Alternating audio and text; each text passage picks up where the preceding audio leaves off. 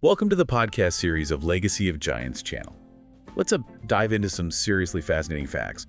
Did you know that a company can be older than sliced bread? Older than sliced bread? It's true.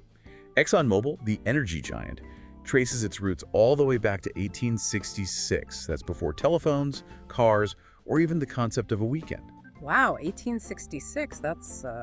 Get this, ExxonMobil is so big, it produces about 3% of the world's oil and 2% of the world's energy. Really? That's like fueling every car in, well, a lot of countries. I had no idea. But it's not just about oil anymore. ExxonMobil is diving headfirst into the world of alternative energy with a new division aptly named Low-Carbon Solutions. Low-carbon solutions. They're looking at everything from algae biofuels to hydrogen power. Okay, let's unpack this massive company, its history, operations, and yes, even the controversies. To help us navigate this deep dive, I've got someone who can really break down the complexities of the energy industry. Well, I'm always fascinated by how these giant companies evolve over time, and ExxonMobil is a prime example of that. You know how much I love a good origin story? Tell us, how did ExxonMobil become the behemoth it is today? Well, it's a story that goes all the way back to the late 19th century and involves a familiar name, John D. Rockefeller. Oh yeah, I know that name. ExxonMobil actually has roots in his Standard Oil Company, which was a true titan of the industry. Right. But things got shaken up in 1911 when the government broke up Standard Oil due to antitrust laws. Ah, those trust-busting days. Yeah. So how did we go from a disassembled Standard Oil to the unified ExxonMobil we know today? Well, it's a bit of a corporate puzzle. Two key pieces emerged from the breakup Standard Oil of New Jersey, which eventually became Exxon, and Standard Oil Company of New York, which morphed into Mobil. So basically two branches of the same family tree. Exactly. And in 1998, they decided to reunite in a massive merger, creating the ExxonMobil we know today. But this wasn't just a sentimental reunion. The late 90s saw low oil prices and fierce competition from international state-owned oil companies. So this merger was a strategic move to consolidate power in a changing landscape. It makes you wonder, though, did creating this supersized company actually work in their favor? Well, becoming a super major certainly had its advantages. This merger allowed them to streamline operations, cut costs, and compete on a global scale. They became what's called vertically integrated, meaning they control almost every step in the oil and gas journey, from pulling it out of the ground to selling it at your local gas station. Okay, hold on. Let's unpack that vertically integrated thing. For those of us who don't speak oil tycoon, what does that actually mean? Imagine it like this. Instead of just owning the bakery, you own the wheat fields, the flour mill, the delivery trucks, and the storefront. That's the kind of control we're talking about. ExxonMobil has its hands in exploration, production, refining, transportation, and even the chemical side of the business. That's a lot of hats to wear. So with all these moving parts, how do they organize their operations? They break it down into three main categories. Upstream is all about finding and producing the oil and gas. Think drilling platforms in the Gulf of Mexico, massive projects in places like the Permian Basin, and even ventures in far-flung locations like the Sakhalin I project in Russia. Whoa, Russia. Talk about a global reach. Absolutely. But it's worth noting they had to pull out of that particular project due to the 2022 invasion of Ukraine. It just goes to show how geopolitical events can have a real impact even on a company as massive as ExxonMobil. That's a great point. It's easy to forget how interconnected everything is. But you mentioned other categories. Right, so alongside upstream, you have product solutions. Huh? This is where they take those raw materials from the upstream operations and transform them into the products we use every day.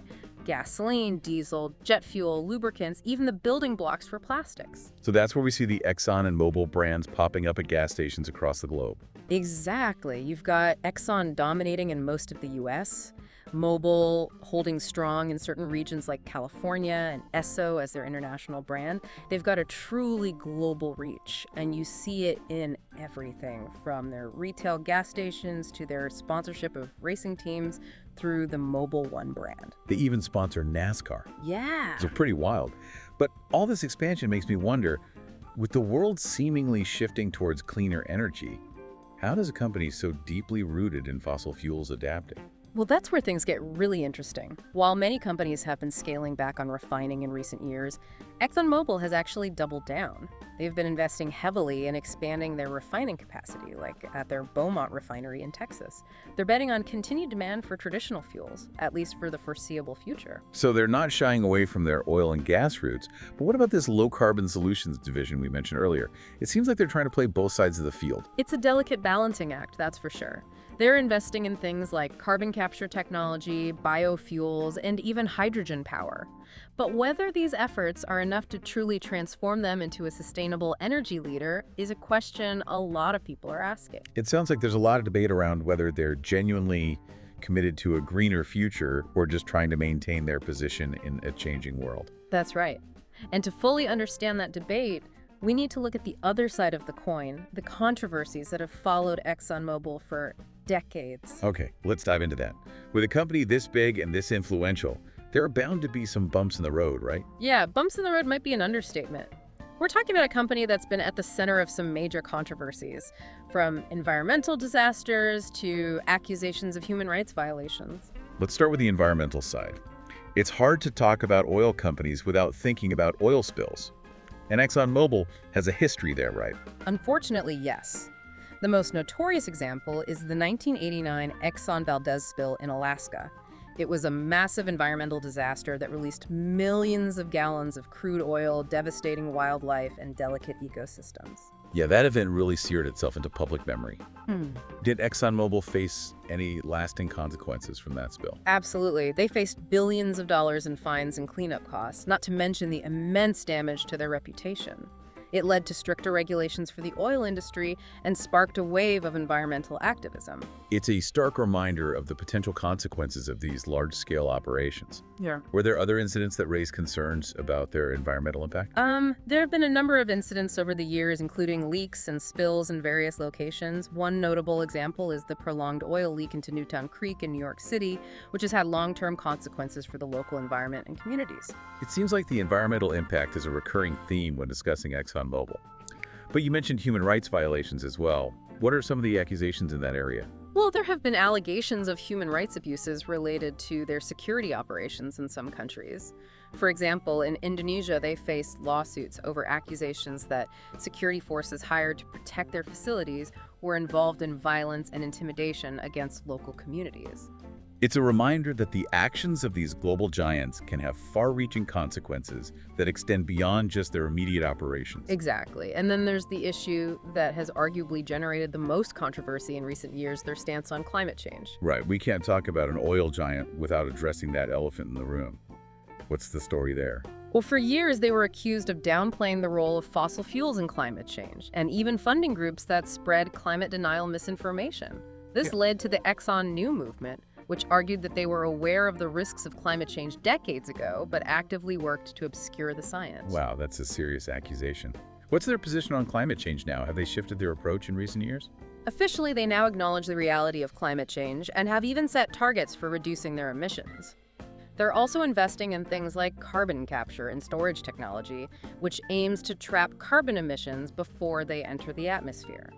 So they're saying all the right things, but are their actions actually matching their words? That's the key question, isn't it?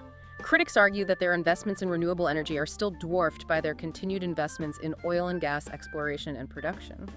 It sounds like they're trying to navigate a tricky transition, acknowledging the need for a lower carbon future, while still clinging to their core business. It's a balancing act that many companies in the energy sector are grappling with. But with a history as long and complex as ExxonMobil's, the stakes seem even higher. Their legacy is intertwined with the fossil fuel era, and their future depends on how they adapt to a world that's increasingly demanding cleaner energy. It's a pivotal moment for them, and it raises some big questions. Can a company this entrenched in the old ways of doing things truly transform itself? And what role should they play in shaping the future of energy? It feels like we're at a real crossroads, not just for ExxonMobil, but for the entire energy industry. What do you think? Can a company with such a massive legacy in fossil fuels truly pivot to become a leader in sustainable energy?